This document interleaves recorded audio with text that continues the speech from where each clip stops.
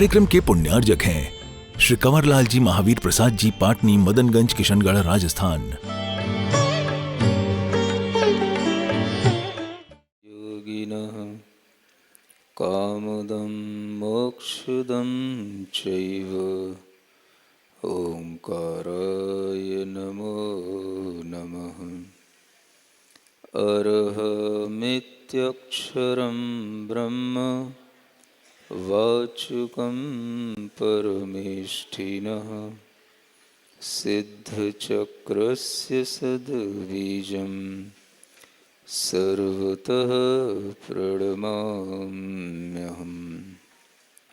अनंतानंत सिद्ध परमेष्ठी भगवान की, आदिम तीर्थंकर देवादिदेव श्री ऋषभनाथ भगवान की, वर्तमान शासन नायक श्री वर्धमान महावीर भगवान की, परम पूज्य आचार्य गुरुवर श्री विद्यासागर जी महाराज की, आचार्य श्री समय सागर जी महाराज की, पूज्य मुनिवर श्री प्रणम्य सागर जी महाराज की, समस्त मुनि संघ की जय।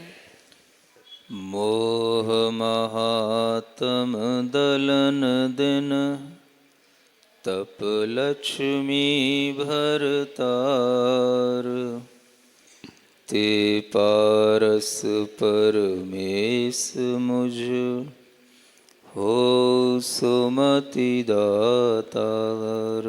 वामानंदन कल्पतरु जयो जगत हितकार, मुनि जन जाके आस करी, जाचे शिव फल सार।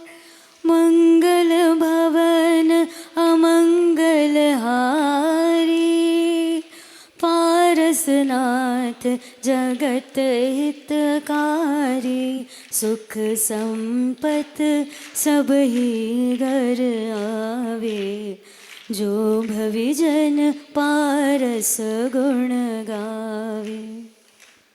भगवान पार्श्वनाथ की यह कथा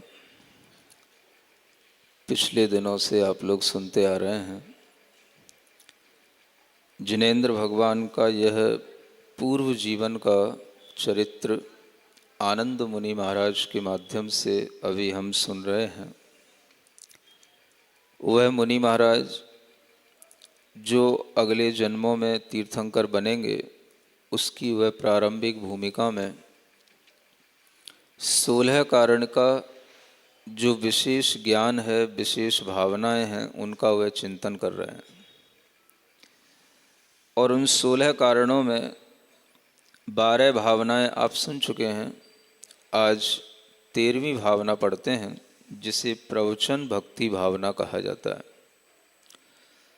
भगवत भाषित अर्थ अनूप, गणधर ग्रथित ग्रंथ स्वरूप।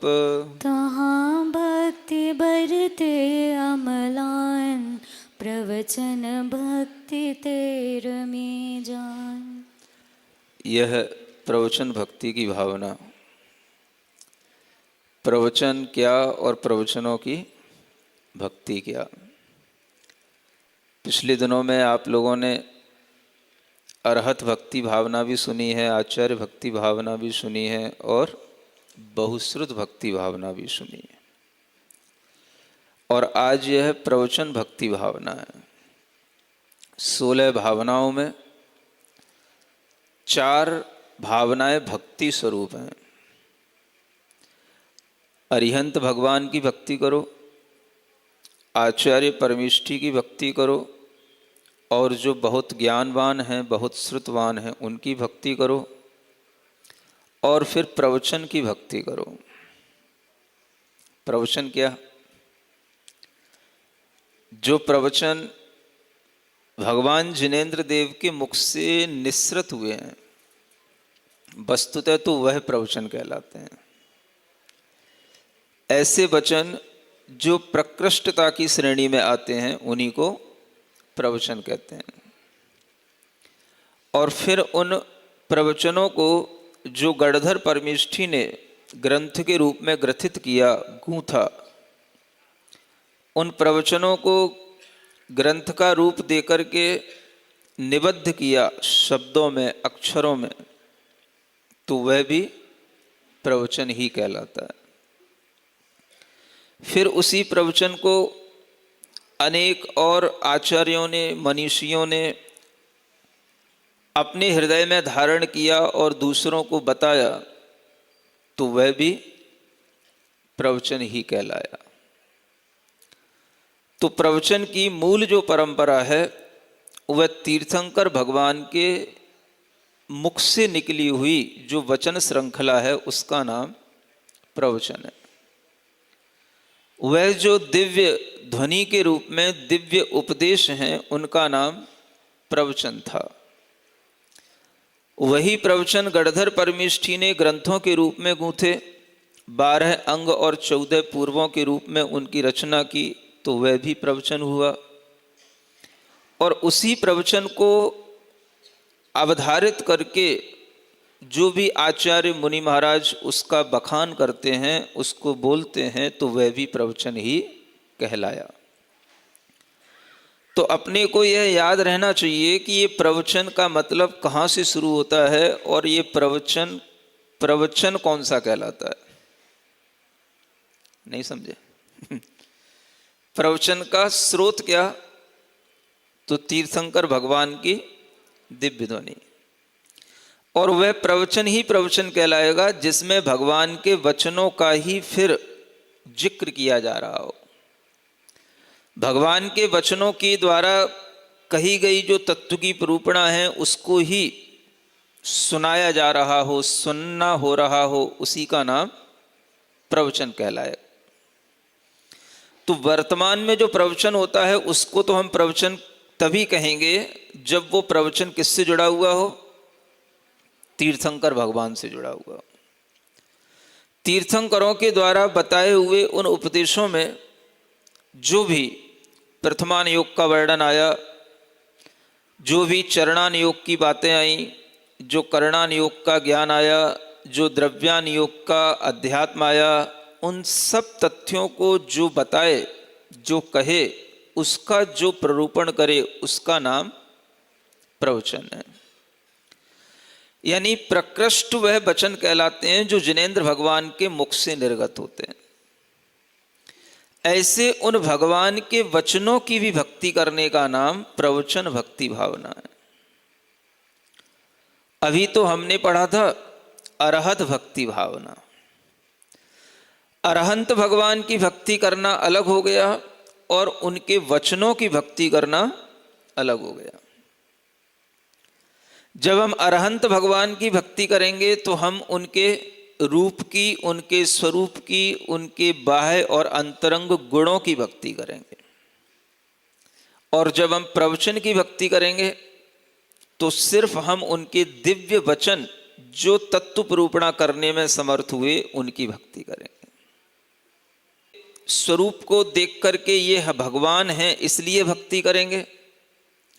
और जब हम प्रवचन की भक्ति करेंगे तो इनके प्रवचनों में, इनके वचनों में क्या नया ऐसा है जो हमारे लिए अनछुआ था, उसको समझ करके जब हमारे अंदर वह प्रवचनों के प्रति अनुराग उत्पन्न होता है तो वह प्रवचन की भक्ति कहलाती है।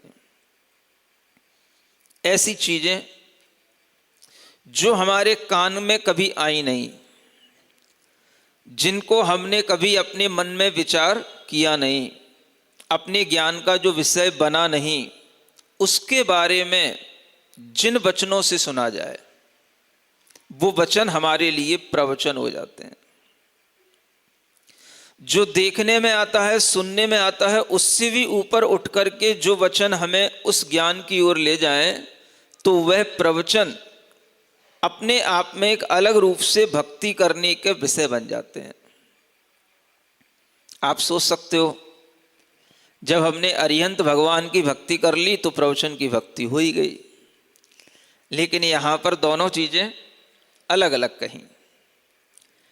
अरिहंत भगवान की भक्ति में आपने भगवान का स्वरूप देख करके उनकी भक्ति कर ली, लेकिन भगवान भी कैसे हैं और भगवान क्या होते हैं, भगवान कैसे बने जाते हैं, इन सब बातों का ज्ञान तो भगवान के वचनों के सुनने से ही होगा। जब आप वचन सुनेंगे तब आपको यह ज्ञान में आएगा कि भगवान वास्तव में क्या होते हैं। अन्यथा भगवान कहते ही हमारे दिमाग में एक कल्पना आ जाती है कि जैसा भगवान हमने अपने दिमाग में सोच रखा है, कोई ऊपर बैठा हुआ ईश्वर है, विधाता है, जो हमारे काम बनाता रहता है ना, दुनिया को चलाता रहता है, वह भगवान है। इस तरह का भगवान आपके दिमाग में आ जाता है भगवान सुनने से। कोई बहुत अलग ही एक आश्चर्यजनक कोई शक्ति स्वरूप कोई पुंज है, कोई लाइट है जो हमें दिख जाए कभी, ऐसा भगवान होता है, ऐसा भी आप विचार करते रहते हो। इन सब विचारधाराओं को समझ करके ये समझ पाना कि भगवान वास्तव में क्या होते हैं, ये हमें भगवान के वचनों से ही समझ में आएगा और भगवान के ही वचनों से हम भगवान को समझ पाएंगे। वक्ता की प्रमाणता वचनों की प्रमाणता से बनती है। भगवान भी भगवान हैं, वो सही वक्ता हैं, वह सही कथन करने वाले हैं। ये हम सिद्ध करेंगे तो किससे करेंगे? वचनों की प्रमाणता से। वक्त्री प्रामाण्यम वचन प्रामाण्यात्, ये एक नियम है न्याय का। किसी भी वक्ता के प्रमाणता किससे आती है? उसके वचनों से आती है। अगर उसके वचन सही हैं तो वक्ता सही है। अगर आपने सीधा सीधा वक्ता को सही मान लिया तो आप श्रद्धालु तो हो सकते हैं लेकिन दार्शनिक नहीं हो सकते, न्याय निष्ठ नहीं हो सकते। श्रद्धालु सीधा सीधा भगवान को भगवान मान लेता है, लेकिन जो तर्कशील होता है, जो न्याय और दर्शन का जानकार होता है, वह भगवान को भी भगवान के वचनों से परीक्षा करके जानता है। और ये परीक्षा करना भी हमें सिखाया गया है। जब हम बाजार की 2 रुपए की चीज भी बिना टेस्ट किए हुए, बिना परीक्षा लिए हुए नहीं लेते हैं, तो हम इतना बड़ा सौदा कैसे कर सकते हैं कि भगवान कौन है और हम किसके अनुयायी बने और हम किसकी बात माने और किसका ना माने। ये कोई सुपरस्टिशन की बात तो नहीं होनी चाहिए। ये तो एक बात तर्क की कसौटी पर कसकर ही भगवान के वचनों की प्रमाणता को जानकर ही उन भगवान की प्रमाणता को जाना जा सकता है, और ऐसा ही करने को कहा है।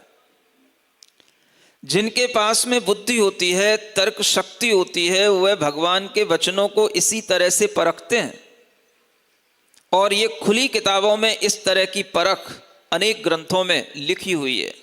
अगर आपको पढ़ने का थोड़ा सा भी टाइम मिले तो आप पढ़िए। आचार्य समंतभद्र देव की आप्त मीमांसा पढ़िए, आचार्य विद्यानंद जी की आप्त परीक्षा पढ़िए, तो आप ऐसे फिर कहानियों के माध्यम से समझाने वाली धर्म परीक्षाएं आदि ऐसी भी ग्रंथ हैं जिनके माध्यम से आप परीक्षा कर सकते हैं। आपके पास में अगर श्रद्धा है तो ठीक है, और अगर श्रद्धा नहीं है, कभी संशय होता है, तो आपको परीक्षा करके ही भगवान को भगवान मानने का अपने अंतरंग में एक विश्वास पैदा करना चाहिए। वचनों की प्रमाणता, भगवान के वचनों में ऐसा क्या जो दूसरे अन्य वचनों में नहीं मिलता? ऐसी कौन सी चीजें हैं जो हमें इस लौकिकता से परे अलौकिक का ज्ञान कराती हैं? अगर हम आपसे पूछें तो आप 4 चीजें बता पाएंगे? 4 महीने से सुन रहे हो आप लोग हैं? कोई ऐसी 4 चीजें बता पाएंगे जिससे हम ये सिद्ध कर सकें? कोई भी 4 चीजें कि जिनका ज्ञान हमें केवल जिन प्रवचन में ही मिलता है और कहीं नहीं मिलता। बता सकते हैं? नंदीश्वर द्वीप का ज्ञान, चलिए कुछ तो बोला, बोलिए 4 चीजें बोलने की कोशिश कीजिए। पंचमेरु का ज्ञान, और बोलिए। जम्बूद्वीप का ज्ञान आपको पता नहीं है? आप जब अन्य पुराण पढ़ेंगे तो उन पुराणों में भी जम्बूद्वीप का नाम आता है। जो वैदिक पुराण हैं, विष्णु पुराण वगैरह, उनमें भी जम्बूद्वीप का नाम आता है, सुमेरु पर्वत का नाम उनमें भी आता है, लेकिन नंदीश्वर का नहीं आता है ना। चलिए और बोलिए।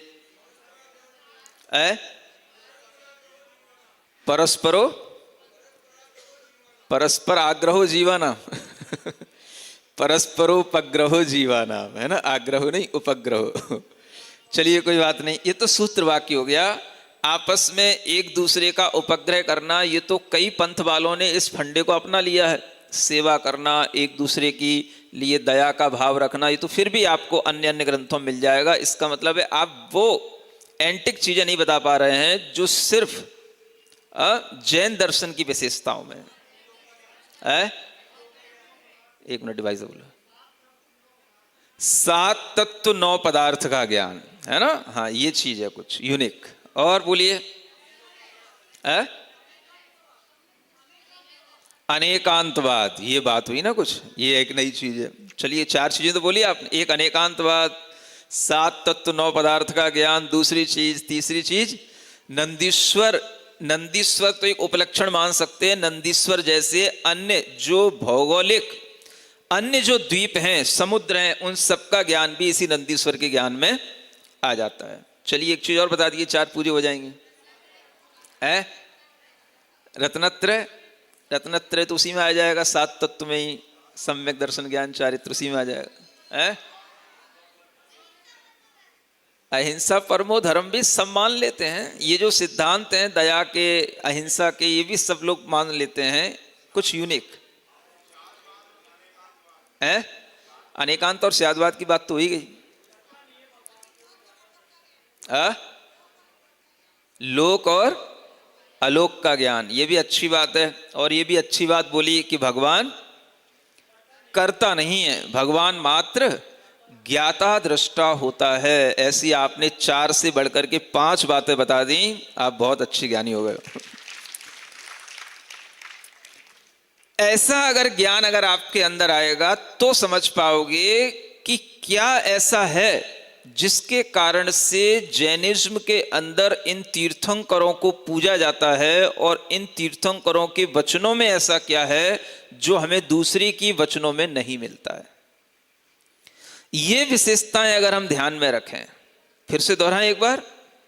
अनेकांत स्यादवाद की विशेषता, नंदीश्वर द्वीप आदि भौगोलिक द्वीप समुद्रों की विशेषता, लोक अलोक का विज्ञान, 7 तत्व 9 पदार्थों का ज्ञान, और भगवान वास्तव में कैसा होता है, कुछ करता नहीं है, वह सिर्फ ज्ञाता और दृष्टा होता है। विश्व को जानने वाला और देखने वाला होता है, विश्व का सृष्टि का कर्ता नहीं होता। ये बातें वो हैं जिनकी हम परीक्षा कर सकते हैं। आप इन सिद्धांतों की परीक्षा करें। कैसे कोई भगवान विश्व का कर्ता हो सकता है, परीक्षा करो आप इन सिद्धांतों की परीक्षा करो कि क्या कोई नंदीश्वर द्वीप जैसे अनेक द्वीप समुद्रों का ज्ञान हमें दे सकता है, तो कैसे दे सकता है, उसके पास से नॉलेज कहां से आएगी।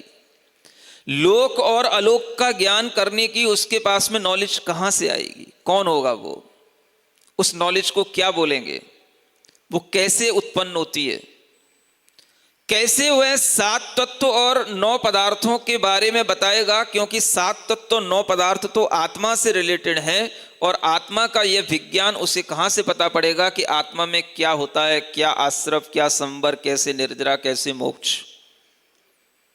इनकी परीक्षा करके आप उन वचनों की परीक्षा करो। जब आप परीक्षा कर लोगे, इस विषय में आप विचार करोगे, तो आपके अंदर एक बात आ जाएगी कि अगर कोई भगवान होगा तो वह तभी होगा जब वो सर्वज्ञ होगा। उसको क्या बोला, सर्वज्ञ मीन्स ओमनिसिएंट।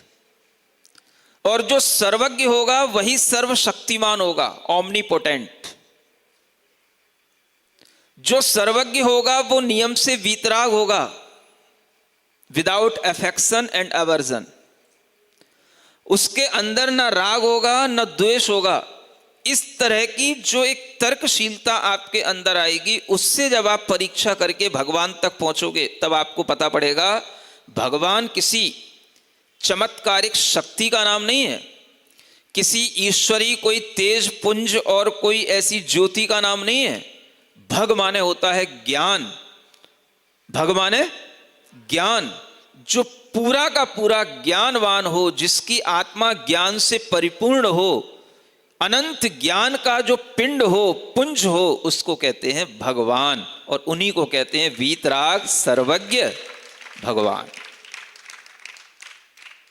क्योंकि जो भगवान होगा वो सर्वज्ञ होगा, जो सर्वज्ञ होगा वही इस तरह से बाहर लोक की अलोक की बातें बता पाएगा, जो सर्वज्ञ होगा वही हमारे भीतर आश्रव संवर निर्जरा और मोक्ष तत्वों की बात बता पाएगा। जो सर्वज्ञ होगा वो नियम से वीतराग होगा, और जो वीतराग होगा वो कभी विश्व का कर्ता नहीं होगा। ये तर्कशीलता अगर आपके दिमाग में आएगी तब आप समझ पाओगे कि भगवान का स्वरूप क्या। और जब भगवान का स्वरूप भगवान के वचनों से समझ में आ जाएगा तब आपके अंदर प्रवचन भक्ति भी आ जाएगी और सही मायने में अरहत भक्ति भी आ जाएगी। भक्ति तो तब आएगी ना जब आप कुछ अलौकिक चीजों को जानेंगे। वह भक्ति तभी आती है जब हमारे अंदर कुछ ऐसा लगता है कि ये हमें पहले कभी नहीं मिला। ऐसे गुणों की प्राप्ति, ऐसे गुणों में अनुराग होने का जब विचार आता है तब आपके अंतरंग में अपने आप भक्ति का भाव आ जाएगा। परीक्षा तो करनी ही चाहिए। दुनिया में सब कुछ एक जैसा नहीं होता, सब कुछ एक नहीं होता, अनेक रूप होता है। और गलत क्या है इसका जब हम परीक्षण करते हैं तभी हम सही विज्ञानिक कहलाते हैं और तभी हमारे अंदर वह सही विज्ञान आता है। इसलिए वैज्ञानिक हमेशा परीक्षण करके ही हर चीज को स्वीकार करता है। और ये कहा गया है आप भी परीक्षा करें। परीक्षा करने की आपके पास शक्ति हो, परीक्षा तो करनी ही पड़ेगी, क्योंकि एक जैसी चीजें तो सब जगह मिलती हैं। समझ में आ रहा है? सोना भी पीला होता है और पीतल भी पीली होती है, कौआ भी काला होता है और कोयल भी काली होती है। सुनते हो? तो परीक्षा तो करनी पड़ेगी। कौन कौआ है, कौन कोयल है, क्या सोना है, क्या पीतल है। दूध तो आग का भी होता है, गाय का भी होता है। कौन सा दूध आग का है, कौन सा दूध गाय का है। सुन रहे हो? एक अच्छा काव्य है, मुझे याद आ रहा है।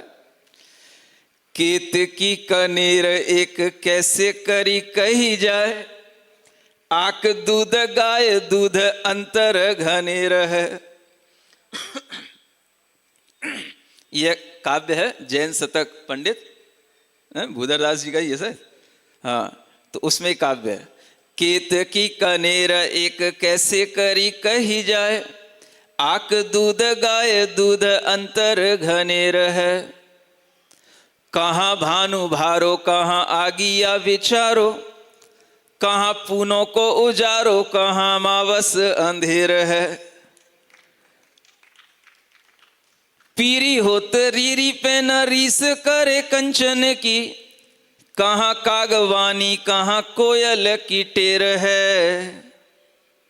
पक्ष छोर पार की निहारो नेक नीक करी, जैन वैन और वैन इतनो ही फेर है। जैन वैन और वैन इतनो ही फेर है। ये फेर है, बहुत बड़ा फेर। जैन वैन, जैन वैन माने, वैन माने आपकी वैन नहीं।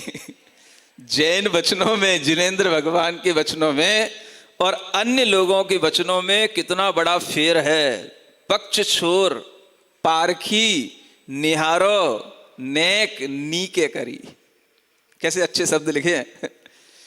पक्ष को छोड़ो, पक्षपात छोड़ो।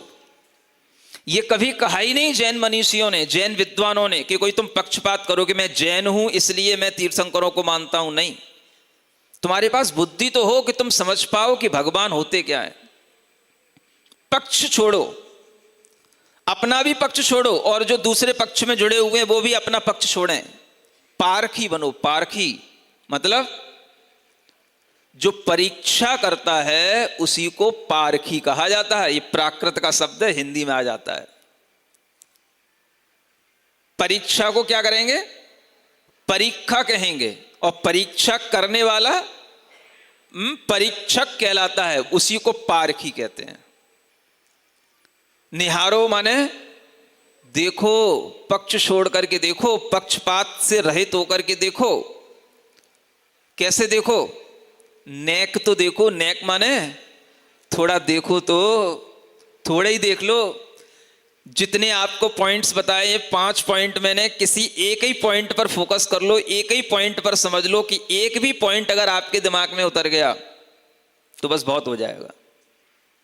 पक्ष छोर पार की निहारो नेक, नेक निहारो, थोड़ो सो निहारो तो नीके करी, माने अच्छी नियत करके,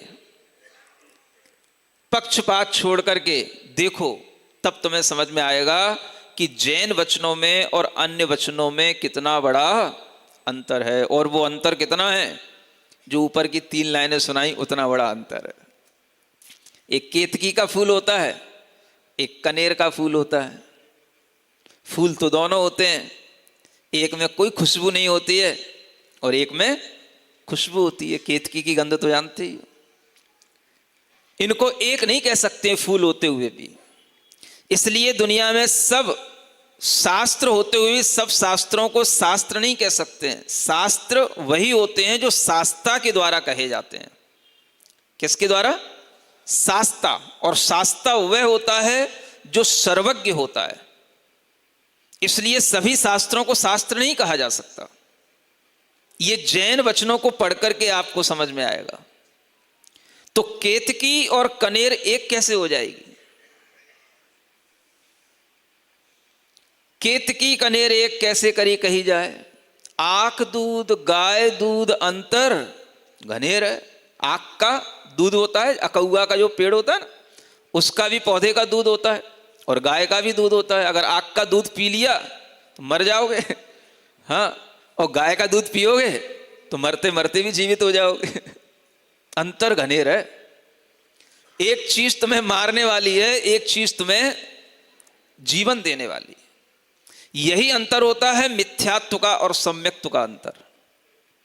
मिथ्यात्व हमें भव भव में रुलाता है, भव भव में हमारी बुद्धि को भ्रष्ट किए रहता है, और सम्यक्त्व हमें भव भव में उठाता चला जाता है, जीवन को और नया नया सुंदर बनाता चला जाता है। ऐसे आंख दूध में और गाय दूध में जितना बड़ा अंतर है, वैसे ही भगवान जिनेंद्र देव के वचनों में और अन्य शास्त्रों में अंतर है। ये बैठ जाए बुद्धि में तब तो भक्ति पैदा हो। हा? और क्या है? कहां भानु भारो, कहां आगिया विचारो। भाषा समझ में आती है?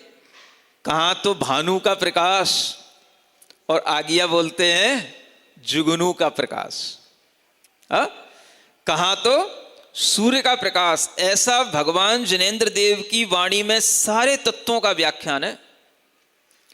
कोई भी ऐसी चीजें नहीं है जिनका वर्णन भगवान जिनेंद्र देव की वाणी में ना हो। और आज अगर हमें कुछ भी पता है तो अपने काम की सारी चीजें हमें पता है। भले ही व्यवहारिकता की चीजों में हम इतना नहीं उलझते, लेकिन अपना कल्याण करने के लिए आज हमारे पास 7 तत्व 9 पदार्थों का परिपूर्ण ज्ञान है, जो किसी के पास नहीं।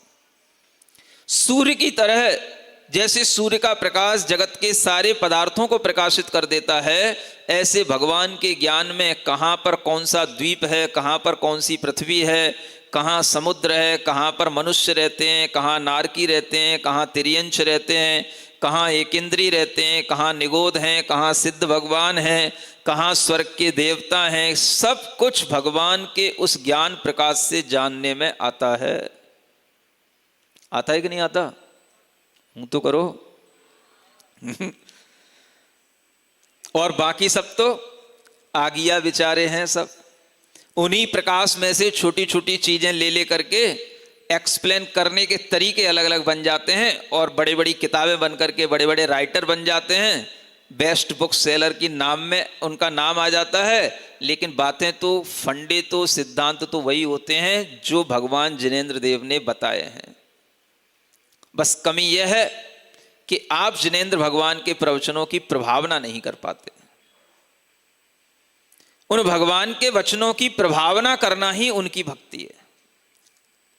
प्रवचन भक्ति भावना, इस तरह की भावना जब रहती है तो अपने मन में अपने आप विचार आता रहता है कि कहाँ भानु भारो, कहाँ आ गया विचारो, आज तो आ गया ही ज्यादा चमक रहो है, भानु तो छुप ही गयो कोई बात ही नहीं करता है भानु की, तो सब आ गया बन गए और वो ही चमक रहे हैं। सारे नेट पर जितनी भी नॉलेज रहती है, इंफॉर्मेशन रहती है, सारी की सारी सब इन्हीं जुगनुओं की रहती है। भानु का तो निर्वाण हो चुका है? लेकिन उस भानु के द्वारा कहे हुए जो वचन हैं उनका तो निर्वाण नहीं हुआ, वो तो हैं अपने पास में अभी। उन वचनों को आत्मसात करना, उनको जानना, उनकी भावना करना, यही हमारे अंदर अगर आ जाए तो हमारे जीवन का निस्तार हो जाए। दुनिया में सारे संप्रदाय दूसरे का कल्याण करने में लगे हैं, एकमात्र ये धर्म होता है जो सिर्फ स्व आत्मा के कल्याण की बात करता है। अपनी आत्मा का कल्याण करो। बाकी सब उपदेश देंगे वही जो दूसरे के लिए अच्छे लगे, दूसरे के काम में आए, दूसरे के लिए बस हों, और दूसरे भी दूसरों को फॉरवर्ड कर देते हैं, करता कोई कुछ नहीं है। जैन धर्म की एक और मौलिक विशेषता मैं आपको बता रहा हूं। हाँ, दुनिया में तमाम गुरु हैं, तमाम बाबा हैं, तमाम प्रवचनकार हैं, उपदेशक हैं, आप देख लेना, सब बढ़िया बढ़िया बातें करेंगे। फैमिली मैनेजमेंट की बातें करेंगे, बिजनेस मैनेजमेंट की बातें करेंगे, सब आपके लिए फूड मैनेजमेंट की बातें करेंगे, एनवायरनमेंट की बातें करेंगे, सब करेंगे। और उनके काम देख लोगे, सब लग्जरी गाड़ियों में घूम रहे होंगे, सारा एनवायरनमेंट खुद खराब कर रहे होंगे। समझ में आ रहा है? सारी वो फूड मैनेजमेंट की बातें करेंगे और सारा गलत सलत खुद खा रहे होंगे। और बढ़िया ऐसी बातें चिकनी चुपड़ी करेंगे, उदाहरण देकर के आपको लगे भाई बहुत अच्छा गुरु है, बहुत अच्छी बात है, तो सामने वाले के ऊपर उसका प्रभाव नहीं पड़ता, बस वो इतना जरूर कहता है हाँ अच्छा है, वो उसको आगे फॉरवर्ड कर देता है, आगे वाला उसको फॉरवर्ड कर देता, फॉलो कोई नहीं करता। ये सच्चाई बता रहा हूं आपको। अगर कहीं पर भी फॉलोअर सबसे अच्छे और दृढ़ता से काम करने वाले फॉलोअर मिलेंगे तो आपको सिर्फ जैन धर्म में मिलेंगे, जो अपना घर परिवार संसार सब कुछ छोड़ करके आत्म कल्याण के मार्ग पर लग जाते हैं। तीर्थंकरों ने इन्हीं को अपना फॉलोअर कहा है। बाकी सब तो जो फॉरवर्डर हैं, फॉलोअर नहीं है, बस आगे फॉरवर्ड करते रहो। हाँ भाई बातें अच्छी हैं, न्यूज अच्छी है, चैनल अच्छे हैं, व्यूज अच्छे हैं, फॉरवर्ड करते रहो। अपना आत्म कल्याण करने की अगर आज भी कहीं एक ठोस प्रणाली चल रही है तो वह सिर्फ इन्हीं जैन संघों के माध्यम से, जैन तीर्थंकरों के इन फॉलोअर्स के माध्यम से चल रही है। यह विशेष बात आपको और 5वीं से 6वीं बात में जोड़ लेना। हाँ, बाकी सब तो फंडेबाजी और पंडेबाजी कर रहे हैं। हाँ, ज्ञान देते हैं दूसरों को, करते कुछ नहीं खुद के लिए। इस तरह की अगर आप चीजें देखेंगे तो आपको लगेगा आज भी भगवान ने कहा अगर आपको धर्म से पहले अपना कल्याण करना है तभी आप दूसरों के कल्याण की बात सोच सकते हो, तो पहले आत्म कल्याण करो। और आत्म कल्याण करने वाले व्यक्ति के लिए जीवन पर्यंत के लिए उसे व्रत और नियम की सीमाओं में बांध दिया जाता है, हटना नहीं इससे। समझ आ रहा है? चाहे भले ही कुछ छूट जाए कोई बात नहीं, लेकिन अपना आत्म कल्याण नहीं छोड़ देना पर के कल्याण के लिए।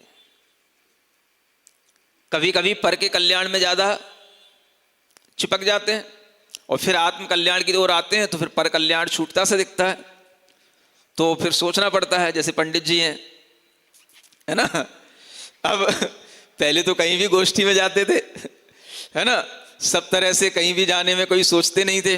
अब जब से 2 प्रतिमा के व्रत ले लिए अब विचार करना पड़ता है भाई कुएं का पानी मिलेगा कि नहीं, प्रतिमा के लिए वहां पर अपने को भोजन की व्यवस्था होगी कि नहीं, तो सोचना पड़ता है।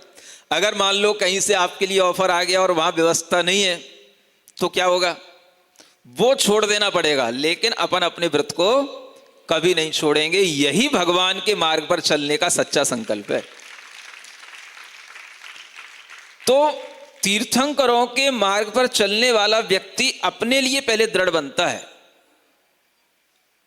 दूसरे के उपकार की बात बाद में। अगर दूसरे का उपकार कर भी रहे हैं तो करते रहो, लेकिन अपना व्रत नहीं छोड़ के करना, अपना संकल्प छोड़ के नहीं करना, अपना भी कल्याण अपने पास में रखो पहले ये। इसलिए ये तीर्थंकरों का मार्ग चल रहा है। ऐसा यह भानु भारो आज भी है, जिनके अंदर प्रकाश है तो सारा प्रकाश उनके अंदर आज भी है, जो इन भगवान के प्रवचनों को आत्मसात करते हैं।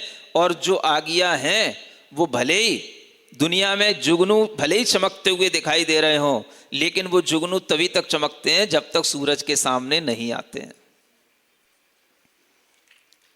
समझ में आता है? इसलिए ये हमेशा ध्यान रखना, भगवान के प्रवचनों के लिए एक शब्द दिया इसमें, अमलान। पंडित जी ने भी लिखा है इसमें, क्या लिखा है? जिन प्रवचन कैसे हैं? अमलान, मतलब मिलान नहीं होते हैं, मैले नहीं होते हैं, कभी हमेशा उजले रहते हैं प्रवचन। भगवान के वचन कभी भी फीके नहीं होते, कभी भी जो है उनमें उत्साह की कमी नहीं आती जो भगवान के प्रवचन सुनते रहते हैं। जिन्हें भगवान के प्रवचन की भक्ति होगी उन्हें कभी भी उनके उमंग और उत्साह में कमी नहीं आएगी। सुनते हो, दीपावली हो गई, अब दीपावली के बाद एकदम से सन्नाटा सा छा जाता है। कहां? सब जगह। आपके घरों में भी लगता है ना, आपके आसपास गलियों में भी लगेगा, और थोड़ा थोड़ा धर्म सभाओं में भी लगने लग जाता है। क्या हो गया? एकदम से हम बहुत ज्यादा दीपावली दीपावली दीपावली के उत्साह में, है ना, खुश हो गए, कुछ व्यस्त भी हो गए, तरह तरह के हमने काम भी आरोप लिए और वो पूरे हो गए। अब पूरे होने के बाद फिर हम खाली हो गए, खाली हो गए तो फिर हम क्या हो गए, फिर ढीले हो गए, फिर थोड़ी सी उदासी आ गई, अब फिर वो धीरे धीरे गाड़ी रमा होगी, तब तक फिर एक त्योहार आ जाएगा। तो ये चलता रहता है। तो जब भी आप देखोगे त्योहार से 8 दिन पहले, त्योहार के 8 दिन बाद तक एक माहौल अलग रहता है, और फिर वो माहौल धीरे धीरे फिर वो उसके बाद में एक उदासी टाइप का माहौल आ जाएगा, और फिर दूसरा त्योहार आएगा, तब तक फिर वो उदासी ठीक होती है, फिर वो एक त्योहार आ जाएगा, फिर त्योहार के दिनों में थोड़ी सी उमंग रहेगी, फिर बाद में फिर उदासी आ जाएगी। होता है कि नहीं होता? दीपावली आई चली गई, अब कब तक लड्डू खाओगे, कब तक रसगुल्ले खाओगे? एक ही दिन 2 दिन खाना ठीक है, ज्यादा खाओगे तो बीमार पड़ जाओगे। कब तक रिश्तेदारों को घर में बिठाए रखोगे? भाई एक ही 2 दिन का रिश्तेदार ठीक लगता है? नहीं समझ में आया? अब घर में तो चहल पहल रिश्तेदार से थी ना, तो सब आ गए, बेटा बेटी ये सब आ गए। अब आ गए तो अब कब तक? 2 दिन 4 दिन, बहुत बहुत 8 दिन। समझ आ रहा है? अपने अपने घर पे जाओ, और जाना भी पड़ेगा। तो इस तरह से बीच में कभी उमंग आ जाती है, फिर उदासी आ जाती है, ये दुनिया में सब चलता रहता है। लेकिन जो प्रवचन भक्ति करते हैं उनके जीवन में इन दीपावली होली से कोई फर्क नहीं पड़ता है, वो सदा बहार उमंग में रहते हैं, सदा बहार उनके अंदर उत्साह रहता है। सुन रहे हो? उदासी तो नहीं आ रही? हाँ, वो लड्डू खाओगे तो नहीं खाओगे तो एक जैसे रहना। क्या समझ में आ रहा है? तब जो है आपको समझ में आएगा प्रवचन भक्ति का आनंद क्या होता है। ऐसा ये प्रवचन भक्ति का भाव, तो जब हमारे अंदर इस तरह से जिनेंद्र भगवान के वचनों की उत्कृष्टता का ज्ञान होगा, तब हम भगवान की भक्ति सही ढंग से कर पाएंगे। इसलिए जिन व्यक्तियों को स्वाध्याय में रुचि उत्पन्न होती है और जो चारों अनुयोगों का अध्ययन करने में रुचि रखते हैं, एक अनुयोग का नहीं, एक ग्रंथ का नहीं, एकांती बनने का अध्ययन नहीं, अनेकांत दृष्टिकोण से हर ग्रंथ का अध्ययन करने का, हर अनुयोग को जानने का जिनके अंदर मनोभाव रहता है, वो प्रवचन भक्ति करने वाले लोग होते हैं। सुनते हो? इसलिए जीवन में समय निकालो, क्या करने का? हाँ, प्रवचन सुनो पहले। सबसे अच्छी बात तो ये हुई कि सबसे ज्यादा, सबसे पहले अगर किसी ग्रंथ का ऑनलाइन पर सबसे पहले प्रवचन शुरू हुआ तो वह प्रवचन सार ग्रंथ का व्याख्यान सबसे पहले ऑनलाइन आया। समझ आ रहा है? ये भी एक नई शुरुआत थी, एक नया इनिशिएटिव था जो दिल्ली से लिया गया था। समझ में आ रहा है?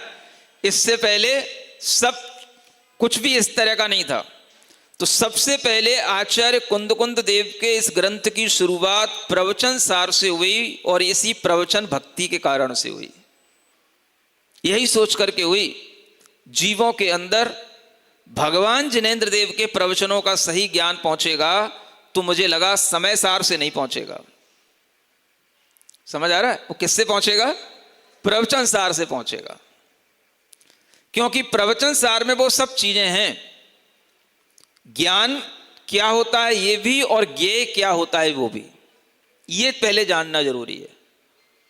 जब आप ज्ञान को जानोगे तो आप सर्वज्ञ को भी जानोगे, और जब ज्ञेयों को जानोगे तब आप सारे लोक को भी जानोगे। और फिर जानते जानते जानते जानते वो वहां तक ले गए, अगर तुमको मोक्ष का सुख चाहना है तो चारित्र चूलिका की प्रारंभिक गाथा में कहते हैं, पड़िवज्जदु सामंडम जदि इच्छसि कम्म परिमोक्षम। अगर तुम्हें कर्मों से मुक्ति लेना है, दुखों से मुक्ति लेना है, तो सामान्य को अंगीकार कर लो। इसलिए प्रवचन सार से जो ज्ञान मिलेगा वो परिपूर्ण है, समय सार में ये परिपूर्णता नहीं है। इसलिए सबसे पहले प्रवचन सार के माध्यम से लोगों के अंदर प्रवचन की भक्ति पैदा हुई। समझ रहे हो? और आज वो भक्ति चल रही है, आज भी लोग पढ़ रहे हैं। और फिर उसके बाद में जीव कांड आदि ऐसे बड़े बड़े ग्रंथ भी लोगों ने प्रवचन, इसी तरह के जिनेंद्र भगवान के प्रवचन ऑनलाइन पढ़ लिए और वो भी पढ़ रहे हैं। इसके साथ बीच में अन्य अनेक ग्रंथ भी पढ़ रहे हैं। तत्वार्थ सूत्र जैसे ग्रंथ का ऑनलाइन इस तरह का पहली बार ये डिजिटल माध्यम से, ये इमेजेस के माध्यम से, एनिमेशन के माध्यम से पहला स्वाध्याय है जैन दुनिया के अंदर एक वर्ल्ड रिकॉर्ड बनाने वाला। समझ आ रहा है? रिकॉर्ड की बात तो नहीं करते, लेकिन आपके दिमाग में तो होना चाहिए, ये पहला स्वाध्याय है जो एनिमेशन के साथ में पहली बार तत्वार सूत्र ऐसा देखने को मिला। समझ आ रहा है? ये प्रवचन की प्रभावना के माध्यम से लोगों में जो भावना बनती है कि हाँ हम इनको प्रवचनों को सुनना है, पढ़ना है, ये प्रवचन भक्ति के अंतर्गत ही आता है। इसलिए आपको कुछ नहीं करना होता है, आपके पास में मोबाइल होते हैं, उनका सदुपयोग भी कर सकते हैं और इस तरह के तत्वार्थ सूत्र, प्रवचन सार, जीव कांड, द्रव्य संग्रह आदि ग्रंथों का आनंद लेना सीखो। इनसे भगवान के प्रवचनों का सार आपको समझ में आएगा। क्या भगवान के बताए हुए तत्व हैं, तथ्य हैं, वो समझो पहले। तो कहानियां तो अपने ढंग से चली रही हैं, कहानियां भी समझना है तो ऐसी समझो, तीर्थंकरों की कहानियां समझो। अभी तक आपने कभी तीर्थंकरों की कथा भी नहीं सुनी और आप भूल ही जाते हो कि इसमें कहीं तीर्थंकर की कथा है भी कि नहीं। अभी तो कुछ दिनों से भावनाओं में बह रहे हो। पार्श्वनाथ भगवान की ये कथा चल रही है और उस कथा में सारे तत्वों का निरूपण हो रहा है, सारे अनुयोगों का ज्ञान हो रहा है। इस तरह से जो आपके अंतरंग में भगवान के वचनों के प्रति अनुराग उत्पन्न होगा तो यही प्रवचन भक्ति भावना होगी। और हमारा काम कुछ नहीं है, हमारा काम इतना ही है कि बस हम आपके अंदर प्रवचन के प्रति अनुराग उत्पन्न कराएं। कौन से प्रवचन? जिन प्रवचन भगवान के वचनों के प्रति आपके अंदर अनुराग उत्पन्न हो जाए तो बस मेरे लिए ये जो भगवान तीर्थंकरों की ये जो कंपनी है, इसमें एजेंट बनने का काम मुझे यही मिला है। समझ आ रहा है? और ये काम सभी कर रहे हैं। मनीषी विद्वान भी करते हैं यही काम अपने को भी करना पड़ता है, लेकिन यही मेरा मुख्य काम नहीं है। मुख्य काम क्या है? अपने सम्यक दर्शन ज्ञान चारित्र की वृद्धि करना, ये मेरा अंतरंग का मुख्य काम है। 24 घंटे में 1 घंटे आपके लिए भी दे देना कोई बुरी बात नहीं है, वो भी भगवान ने कहा ही है। सुनते हो? तो इसका आनंद लेते हुए प्रवचनों की भी भक्ति करना सीखो।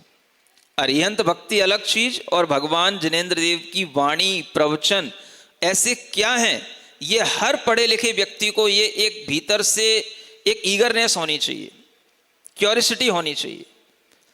मैं उसी को पढ़ा लिखा समझूंगा जो भीतर से ये जानने की कोशिश करे कि भगवान जिनेंद्र देव के वचनों में, जिनवाणी में ऐसा क्या है जिसके लिए एक पढ़ा लिखा व्यक्ति अपना सारा जीवन त्याग देता है, सारी जीवन की सुख सुविधाओं को छोड़ देता है और वह भगवान के प्रवचनों पर चलते चलते साधु बन जाता है। ये उस हर IITian को और हर MBA करने वाले को, हर CA करने वाले को ये सोचना चाहिए एक बार, और इस तरह से उसे विचार करके एक बार जैनिज्म को जरूर पढ़ना चाहिए, ताकि उसे समझ में आए कि हमने अपने जीवन में कितनी बड़ी चीज मिस कर दी जो आज तक हमने नहीं पढ़ी। ये हर उस पढ़े लिखे बंदे के लिए एक कहना है मेरा, अन्यथा आपका जीवन अंधेरे में जा रहा है। क्योंकि ये पढ़ाइयाँ तो कोई काम की है ही नहीं, ये तो सिर्फ पैसा कमाने के लिए है। ज्ञान तो आपको मिला ही नहीं, ज्ञान के प्रकाश से तो आप अधूरे हो। तो ज्ञान का प्रकाश आपको तभी मिलेगा जब आप एक बार जैन दर्शन को पढ़ेंगे, सीखेंगे, तब आपको तत्वों की अवधारणा होगी, तब आपके अंदर एक प्रकाश आएगा, भानु भारो, है ना, भानु का प्रकाश। वरना तो ये सब जुगनू के प्रकाश हैं, इन्हीं में उलझा हुआ है दुनिया का सारा यूथ। और अगर इसमें से वो हटता है और इस तरह से इस लाइन पर आता है, तभी जो है जिनेंद्र भगवान के वचनों की भावना से उसके अंतरंग में पवित्रता आती है। ये भावनाएं कितनी पवित्रता लाएंगी, खुद तीर्थंकर प्रकृति का बंद कराने में कारण बन जाती हैं। इतनी पवित्रता इन भावनाओं से आती है ना। तो इसलिए क्या करना, भावनाएं करो। एक बात बहुत पहले कही थी, कामनाएं मत करो। क्या करो? हाँ, भूल गए? सारी दुनिया के लोग कामना करने में लगे हैं। भगवान के पास भी कामना लेके पहुंच जाते हैं, खुद भी जिंदगी भर कामनाओं में निकाल देते हैं। ये कामना वो कामना है, भावना करने का टाइम है ही किसको। तो क्या करना, भावना करना। ऐसे भगवान जिनेंद्र देव के वचन सदा जयवंत हों। ओम अरहम ओम अरहम ओम अरहम बोल। सभी कार्य की सिद्धि से तो पहले इसको बोल। ओम अरहम नमः ओम अरहम नमः ओम अरहम नमः ओम अरहम नमः। दूसरी ताली, ओम अरहम ओम अरहम ओम अरहम बोल। सभी कार्य की सिद्धि से तू पहले इसको बोल। ओम अरहम नमः ओम अरहम नमः। भोजन से पहले तू ध्याले, भोजन से पहले तो ध्याले। चलते फिरते भी तू गाले। चलते फिरते तीसरी, भी तो गाले। भोजन से पहले तू ध्याले, चलते फिरते भी तू गाले। सोने से पहले जग करके, सोने से पहले जग करके। मन को इसका नाद सुना ले। चौथी, मन को इसका नाद सुना ले। शुद्ध सिद्ध अविरुद्ध मंत्र से तू अपना मुख खोल। शुद्ध सिद्ध अविरुद्ध तू अपना मुख खोल। पांचवी, ओम अरहम ओम अरहम ओम अरहम बोल। ओम अरहम नमः ओम अरहम नमः ओम अरहम नमः ओम अरहम नमः ओम अरहम नमः। अपनी हथेलियां घिसकर आंखों पर रखें। ओम अरहम परम शांति। ओम अरहं परम शांति। ओम अरहं परम शांति। इस कार्यक्रम के पुण्यार्जक थे श्री कंवरलाल जी महावीर प्रसाद जी, पाटनी, मदनगंज, किशनगढ़, राजस्थान।